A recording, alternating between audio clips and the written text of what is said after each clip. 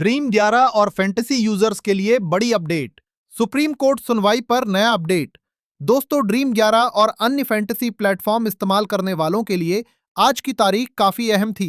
आप सभी को पता ही होगा कि आज इस मामले में सुप्रीम कोर्ट में सुनवाई होनी थी। ऐसे में हर कोई ये जानना चाहता था कि आज कोर्ट में क्या हुआ। आइए पूरे अपडेट को आसान और साफ भाषा में समझते हैं। सबसे पहले आपको बता दें कि आज ये मामला सुप्रीम कोर्ट में 34वें नंबर पर लिस्टेड था। कल ही आपको ये जानकारी दी गई थी कि इस केस में chief justice of India honourable Suryakant ji की एंट्री हो चुकी है। इसका सीधा मतलब यही है कि अब ये मामला गंभीरता से लिया जा रहा है और सुप्रीम कोर्ट भी इसे सीरियसली देख रही है। जब खुद चीफ जस्टिस किसी मामले में शामिल होते हैं तो साफ है कि मामला हल्का नहीं है। लेकिन आज क्या हुआ? आज कोर्ट का समय पूरा हो गया और इस केस की सुनवाई हो ही नहीं पाई।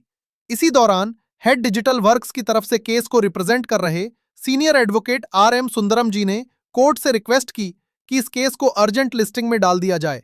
इस पर कोर्ट की तरफ से कहा गया कि मामला जरूरी तो है, लेकिन समय की कमी की वजह से आज सुनवाई संभव नहीं है। साथ ही यह भी कहा गया कि जब भी इस केस को दोबारा लिस्ट किया जाएगा, उसी दिन इसकी सुनवाई भी कराई जाएगी। अब सबसे अहम बात यह है कि यह केस फरवरी की शुरुआत में लिस्ट हो सकता है। संभावना है कि अगली बार इसे 34वें नंबर की जगह टॉप 10 के अंदर लिस्ट किया जाए, ताकि इसे पूरा समय मिल सके और सुनवाई ठीक से हो पाए। इस केस को सुनने के लिए जो 3 जजों की बेंच बनी हुई है, उसमें शामिल हैं: 1. Honourable chief justice of India Suryakant ji, 2. Justice J Bakshi ji, 3. Justice Vipul Pancholi ji. यानी कुल मिलाकर आज का अपडेट यही है कि आज कोई सुनवाई नहीं हुई, लेकिन फरवरी में इस केस की सुनवाई लगभग तय मानी जा रही है।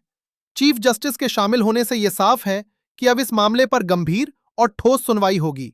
अब एक जरूरी कंफ्यूजन को भी समझ लेते हैं।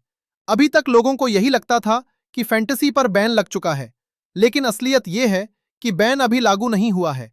कानून पास जरूर हुआ है, लेकिन इंप्लीमेंटेशन नहीं हुआ। फिर सवाल उठता है कि फैंटेसी ऐप्स बंद क्यों हो गए? इसका जवाब यह है कि जिन फैंटेसी प्लेटफॉर्म्स के पास रियल मनी गेमिंग से जुड़े पेमेंट गेटवे थे, उन्हें पेमेंट गेटवे की तरफ से अप्रूवल नहीं मिला। पेमेंट गेटवे को डर था कि कहीं बल्क पेमेंट या लीगल दिक्कत ना आ जाए, इसलिए उन्होंने अप्रूवल रोक दिया। इसी वजह से कई प्लेटफॉर्म्स को अपना काम बंद करना पड़ा।